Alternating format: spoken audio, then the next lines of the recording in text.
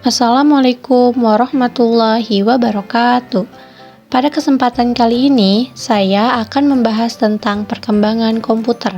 Tugas ini untuk memenuhi mata kuliah Teknologi Informasi dan Komunikasi. Sebelumnya perkenalkan, saya Anissa Maulida dengan NIM H1910157. Saya adalah mahasiswa Universitas Juanda, Fakultas Keguruan dan Ilmu Pendidikan. Sebelum kita mulai, mari kita membaca doa terlebih dahulu. Bismillahirrahmanirrahim. Rabbi shrah sadri wa yassirli amri wahlul 'uqdatam min lisani yafqahu qawli. Amin.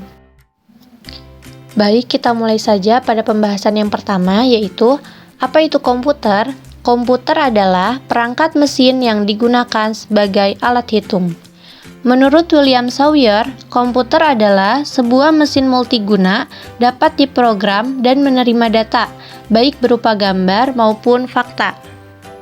Ada beberapa macam generasi pada komputer.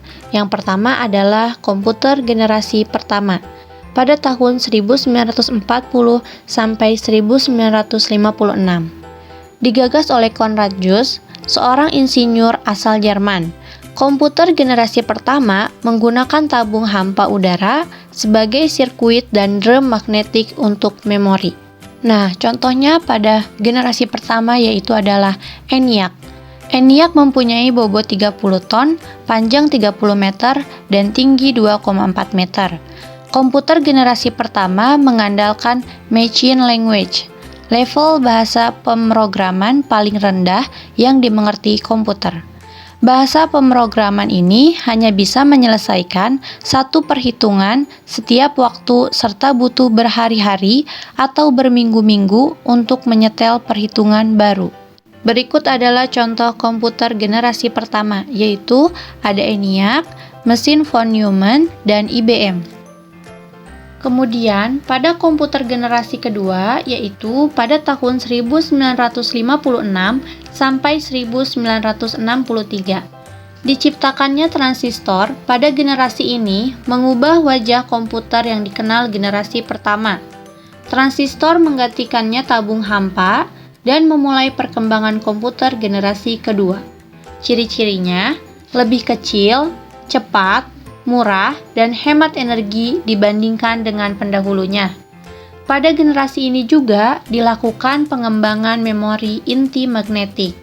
Bahasa pemrograman tingkat tinggi, kapasitas memori sudah lumayan besar, tidak membutuhkan terlalu banyak listrik, dan proses operasi sudah cepat. Contohnya, ada Fortran, magnetic tape, magnetic disk, dan transistor.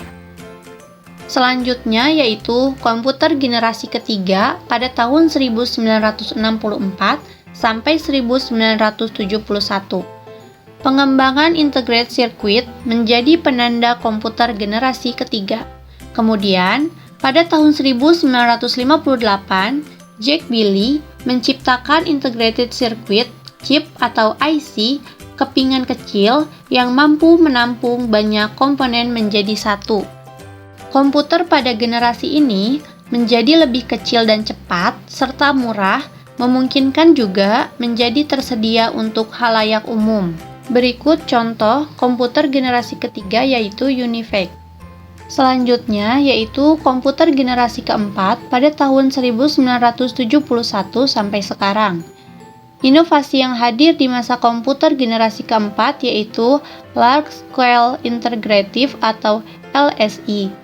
LSI merupakan gabungan atau hasil penyatuan dari ribuan IC pada suatu kepingan atau chip pada tahun 1980-an, bahkan muncul Very Large Scale Integration atau VLSI yang memuat ribuan komponen dalam satu chip tunggal. Ciri-ciri komputer pada generasi ini yang pertama, mulai dikembangkannya komputer yang memanfaatkan mikroprosesor dengan General Purpose Microprocessor yang dikembangkan oleh Intel 8080. Yang kedua, mulai menggunakan LSI Large Scale Integration yang merupakan gabungan atau penyatuan dari ribuan IC atau integrated circuit. Yang ketiga, hampir sebagian besar komputernya sudah menggunakan sistem operasi dengan konsep Graphical User Interface atau GUI. Berikut adalah bentuk-bentuk chip prosesor. Yang pertama ada chip prosesor 4004, chip prosesor 8008, dan chip prosesor 8080. Selanjutnya adalah komputer generasi kelima, yaitu sekarang sampai masa depan. Komputer generasi kelima ialah dengan adanya kelengkapan kecerdasan buatan. Kelengkapan kecerdasan buatan ini diharapkan membuat komputer dapat melakukan percakapan dengan manusia, menggunakan input visual, dan belajar dari pengalaman pribadinya. Didirikannya ICOT atau Institute for New Computer Technology di Jepang yang dimaksudkan untuk mengembangkan komputer generasi kelima. Komputer generasi 5 ini dirancang agar menghasilkan komputer yang powerful dan inteligen. Komputer generasi kelima mulai menggunakan unsur artificial intelligence. Unsur ini membuat komputer punya karakteristik serupa manusia dan menggunakan bahasa sehari-hari. Berikut contohnya, ada prosesor 8088 atau 8086, prosesor 586, dan Pentium 2, 3, dan 4. Selanjutnya adalah klasifikasi komputer. Berdasarkan jenis data dibagi menjadi 3. Yang pertama yaitu komputer analog. Komputer ini merupakan komputer yang digunakan untuk menerima sinyal analog, biasanya berbentuk angka. Yang kedua adalah komputer digital, yaitu data yang sudah berupa data digital. Fungsinya biasanya mengolah data yang bersifat kuantitatif. Dan yang ketiga yaitu komputer hybrid, merupakan komputer yang memiliki kemampuan dari komputer analog dan komputer digital. Selanjutnya berdasarkan kemampuannya dibagi menjadi 3. Yang pertama, komputer berskala kecil merupakan komputer yang memiliki kemampuan proses dalam jumlah kecil. Yang kedua, komputer berskala sedang merupakan komputer untuk skala menengah. Dan yang ketiga, komputer berskala besar, yaitu komputer yang termasuk ke dalam kategori ini adalah komputer mainframe. Berdasarkan fisiknya, dibagi menjadi 3. Yang pertama, mikrokomputer. Komputer ini khususnya digunakan untuk single user, biasa disebut juga dengan komputer desktop atau komputer pribadi, atau disebut personal komputer. Yang kedua, mini komputer.